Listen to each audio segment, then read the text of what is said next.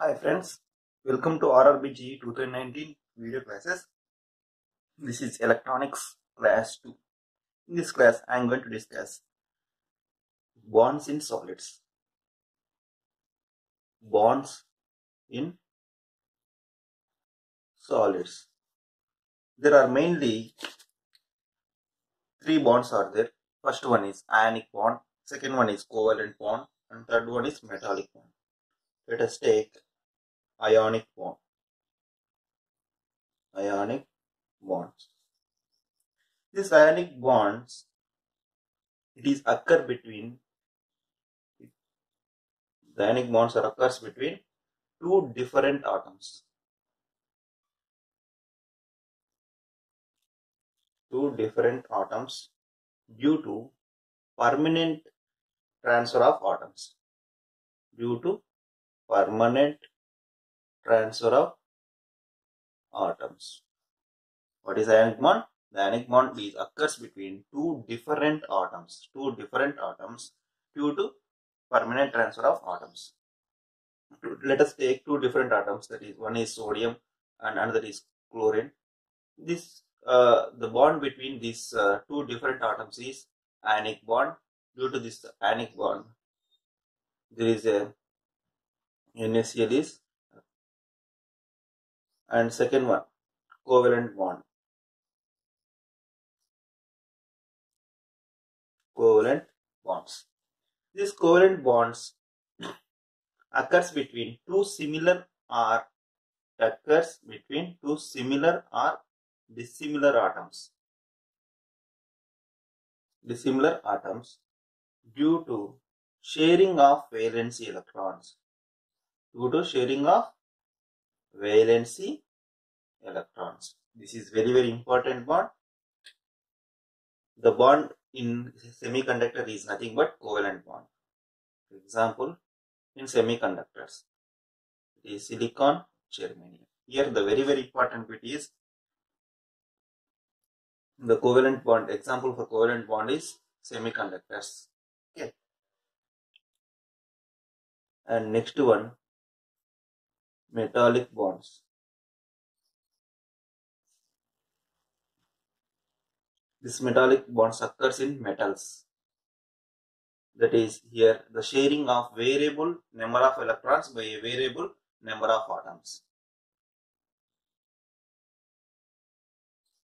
Variable number of electrons by variable number of atoms. Okay, this is the metallic bond. Example metals, that is copper. Okay, in all the metals there is a metallic bond. In all semiconductors there is a covalent bond. Okay. In case of two different atoms there is a ionic bonds. Okay. Next one. In the next one we have to discuss conductors, semiconductors and insulators. Before going to discuss these materials, we have to know what is a valency band and what is a conduction band. Valency band. Okay. Here it is a valency band. It is a conduction band. Valency band means it is filled with valency electrons. It is filled with valency electrons. Each and every point is a one of the bit. And first one is valency band is filled with valency electrons. And the second one, it never empty. It never empty. That means it is always filled with some electrons. And next one, it is a highest occupied band. It is highest occupied band. Okay. Once again, the first point is valency band is filled with valency electrons. It never empty. And third one, it is a highest occupied band. And coming to the conduction band, it may be empty. Coming to the conduction band, first one, it is filled with conduction electrons. Filled with conduction electrons And second one, it may be empty. It may be empty. And the third one is, it is lowest occupied band. It is lowest occupied band. Okay. This is the difference between this valency band and conduction band. And the gap between this valency band and conduction band is energy gap. Energy gap. Based on this energy gap, the materials are divided into conductors, semiconductors, and insulators. Okay. First of all, let us discuss insulators. Insulators. We know that the insulators are those which does not allow the electricity. Which does not allows the electricity. Which does not allows the electricity. Why? Because here the valency electrons are tightly bound. So there is a very large amount of electric field is required. So that's why it does not allow the electricity. Okay, and it has empty conduction band. It has empty conduction band and fully valency band. Very, very important one. So, insulators have empty conduction band and fully valency band. And here the energy gap. The energy gap is very large. It has large energy gap that is greater than several electron volts. Okay. It is nearly greater than 6 electron volts. And the next one, conductors. Conductors. In this case of conductors, if it is a valency band, the conduction band also overlaps the valency band. This is the conduction band and this is the valency band. Okay, that means in case of conductors, conduction band and valency band are overlapped. So that means here the forbidden energy gap is is absence. So forbidden energy gap is absence. And the next point, very, very important point, here the total current. Here the total current flow of electrons only. Flow of electrons only. But in case of semiconductors, the total current is flow of electrons and also holes. And the next very, very important point is, these conductors have positive temperature coefficient of resistance. Positive temperature coefficient of resistance. PTC. That means positive temperature coefficient of resistance means as temperature increases, resistance also increases. That's why these conductors have positive temperature coefficient. Okay. The important bits in case of conductors, the conductors are those materials which allows the electricity. Why conductors allows the electricity means there is a overlap between valency band and conduction band and forbidden energy gap is absence. So the total current flow through the electrons only, and it has positive temperature coefficient of resistance. That means as temperature increases, resistance also increases. Okay. Next one, semiconductors.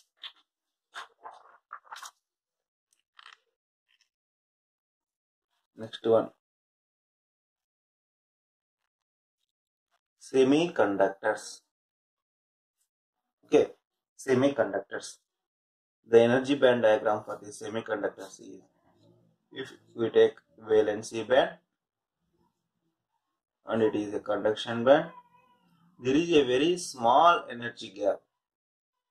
Small energy gap, that is nearly it is 1 electron volts only. 1 electron volts only.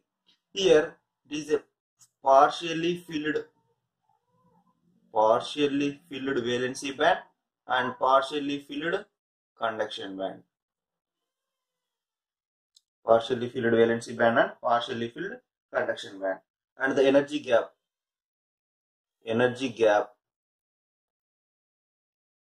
is nearly 1 electron volts. That means very small energy gap.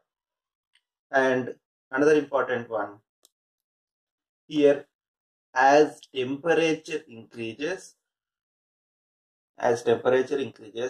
resistance is decreases. That means it has negative temperature coefficient of resistance.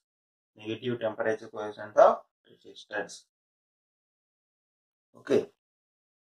And the next one,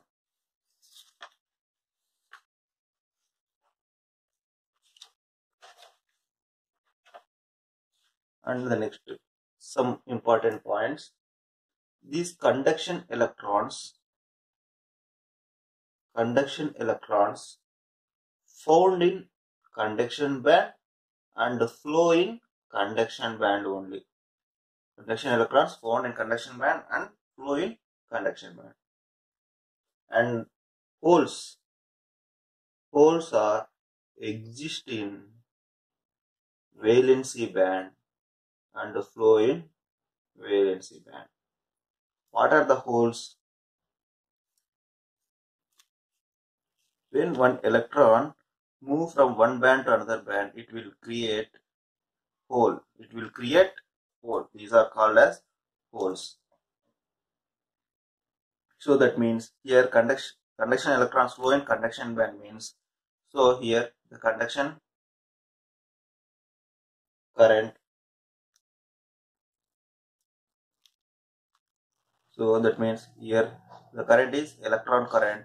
In case of here is valency band is hole current. Valency band there is a hole current, and conduction band there is a electron current. And coming to the semiconductors, there are two types of semiconductors. Semiconductors are two types. First one, intrinsic semiconductors. Second one, extrinsic semiconductors. Intrinsic semiconductors are nothing but pure conductors. Pure semiconductors. Extrinsic semiconductors are nothing but impure semiconductors or doped semiconductors.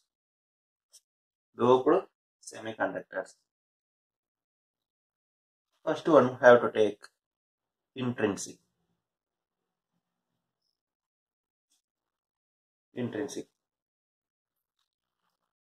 In this case of intrinsic semiconductor is nothing but a pure semiconductor. Here the number of conduction electrons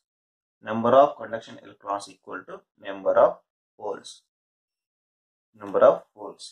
So that's why there is a no flow of electricity. And coming to the forbidden energy gap,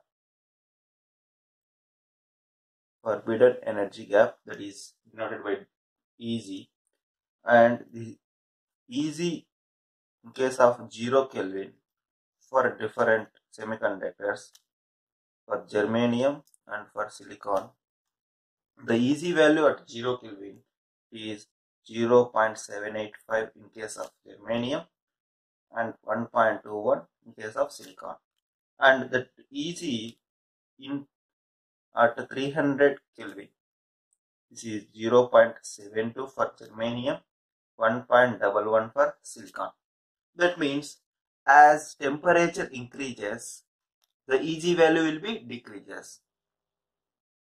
As temperature increases, Eg value is decreases. That means Eg is inversely proportional with temperature. Okay. And the Eg value for germanium is less than the silicon.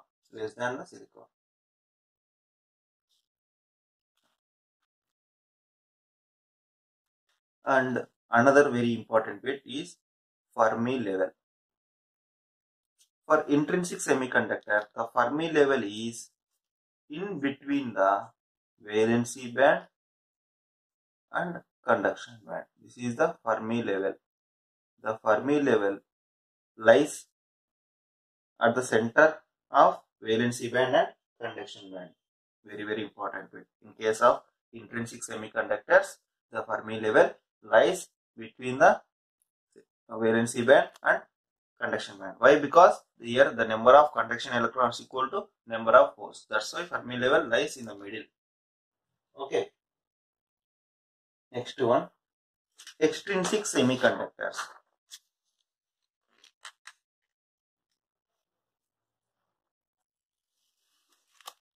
Next one,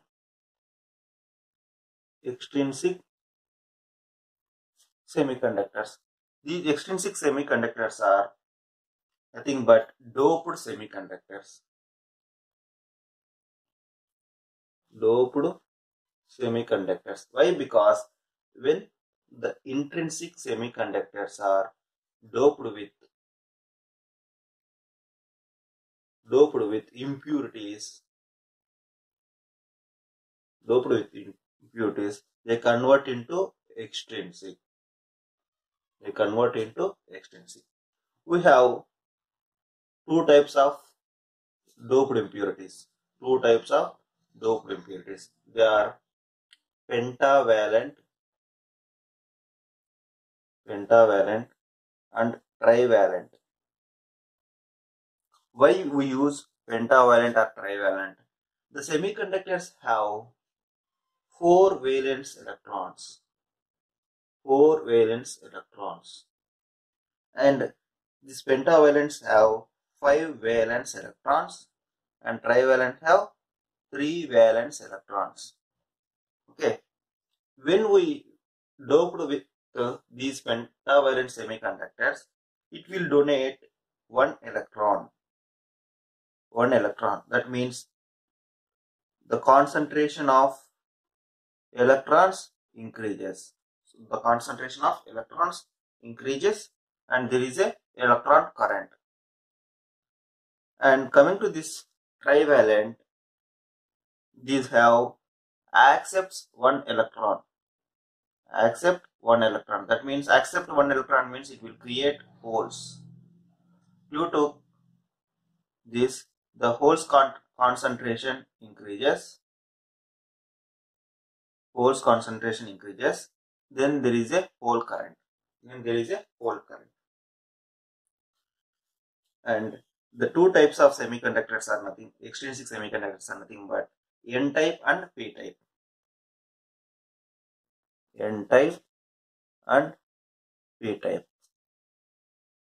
When a semiconductor is doped with these pentavalent impurities,